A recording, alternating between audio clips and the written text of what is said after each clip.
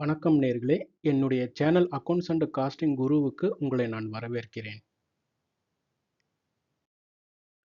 இந்த வீடியோவில் ஒரு காஸ்ட்டை நம்ம எப்படி கிளாஸிஃபை பண்ணலாம் அப்படிங்கிறத based on cost accounting standard 1 படி நம்ம பார்த்துடலாம்.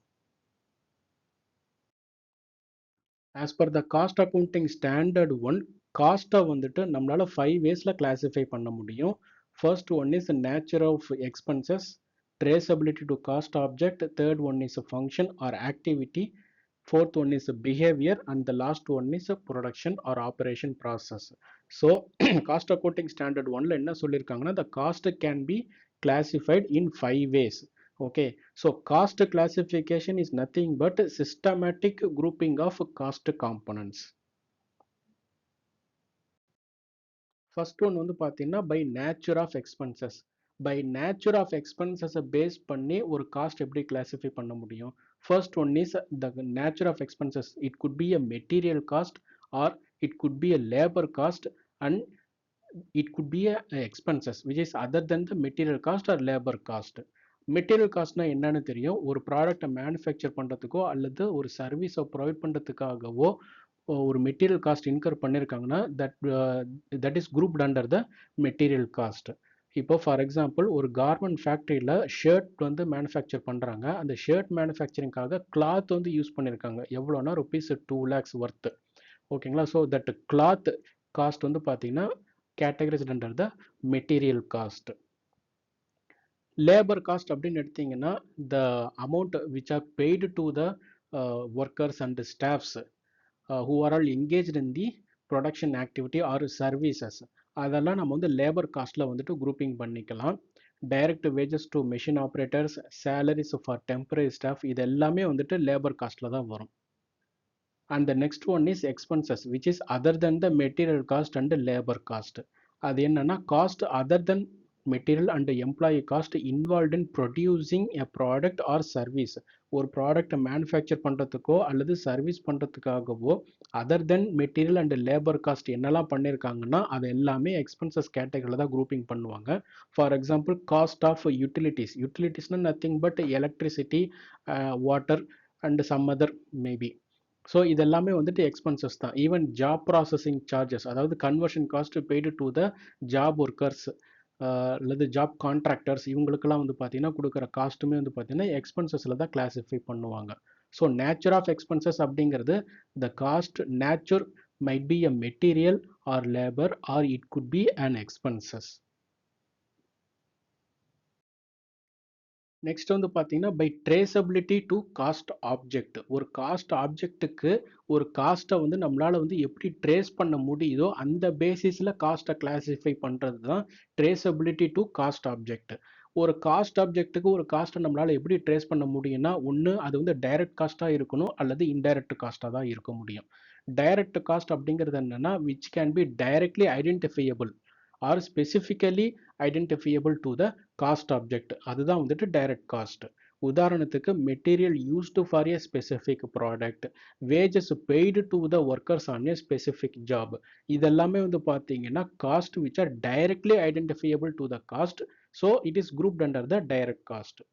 இன்டைரக்ட் காஸ்ட் அப்படிங்கிறது என்னன்னா ஒரு ப்ராடக்ட்டுக்கு நம்மளால ஸ்பெசிஃபிக்காக ஐடென்டிஃபை பண்ண முடியாததை இன்டைரக்ட் காஸ்ட்னு சொல்லுவோம். For example lubricants for machines, factory insurance, இது எல்லாமே வந்துட்டு இன்டைரக்ட் காஸ்ட் தான். So traceability to cost objects அப்படிங்கிறது என்னென்னா ஒரு காஸ்ட் ஆப்ஜெக்ட்டுக்கு, அந்த காஸ்ட் ஆப்ஜெக்ட் வந்து ப்ராடக்டாக இருக்கலாம் அல்லது கஸ்டமராக இருக்கலாம், இல்லை எதுவாக வேணாலும் இருக்கலாம். ஸோ அந்த காஸ்ட் ஆப்ஜெக்ட்டுக்கு ட்ரேஸ் பண்ணக்கூடியதை நம்ம கிளாஸிஃபை பண்ணுறோம். ஒன்று எப்படி ட்ரேஸ் பண்ண முடியும்? ஒன்று டைரெக்டாக தான் இருக்க முடியும் அந்த காஸ்ட்டு, அல்லது ஒன்று இன்டைரக்டாக தான் இருக்க முடியும்.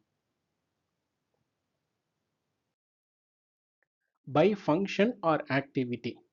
ஸோ ஃபங்க்ஷன் அப்படின்னா ஒரு கம்பெனியில் வந்து பார்த்தீங்கன்னா ப்ரொடக்ஷன் ஆக்டிவிட்டி இருக்கும், அட்மினிஸ்ட்ரேட்டிவ் ஆக்டிவிட்டி இருக்கும், செல்லிங் அண்ட் டிஸ்ட்ரிபியூஷன் ஆக்டிவிட்டி இருக்கும், and research and development activity இருக்கும். ஸோ இந்த ஆக்டிவிட்டி வைஸ் காஸ்ட்டை வந்து கிளாஸிஃபை பண்ணுறது தான் வந்துட்டு by function or activity. Production cost அப்படிங்கிறது என்னது? The cost that are incurred for manufacturing related activities. அதுக்காக இன்கர் பண்ணின காஸ்ட் எல்லாமே வந்து ப்ரொடக்ஷன் காஸ்ட் தான். For example raw materials, factory labour, production overheads, இதெல்லாமே வந்து ப்ரொடக்ஷன் காஸ்ட்டில் தான் குரூப்பிங் பண்ணுவாங்க. அட்மினிஸ்ட்ரேட்டிவ் காஸ்ட் அப்படிங்கிறது என்னன்னா for general management and administrative பர்பஸ்க்காக இன்கர் ஆயிருக்கக்கூடிய காஸ்ட் எல்லாமே வந்துட்டு administrative cost. Example office rent, audit fees, salaries of administrative staffs, இது எல்லாமே வந்துட்டு அட்மினிஸ்ட்ரேட்டிவ் காஸ்ட்ல கிளாசிஃபை பண்ணலாம். செல்லிங் அண்ட் டிஸ்ட்ரிபியூஷன் அப்படிங்கிறது என்னன்னா sales related expenses or delivery related expenses, marketing related expenses எல்லாமே வந்துட்டு செல்லிங் அண்ட் டிஸ்ட்ரிபியூஷன் எக்ஸ்பென்சஸ் தான். எக்ஸாம்பிள் அட்வர்டைசிங் காஸ்ட்டு, ஃப்ரைட் அவுட்வர்ட்னா வந்துட்டு goods that are dispatching to the customers, அந்த சுச்சுவேஷனில் இன்கர் ஆகக்கூடிய ஃப்ரைட் தான் வந்துட்டு ஃப்ரைட் அவுட்வர்டுன்னு சொல்லுவாங்க. தென் சேல்ஸ் கமிஷன், இது எல்லாமே செல்லிங் அண்ட் டிஸ்ட்ரிபியூஷன் காஸ்ட் தான்.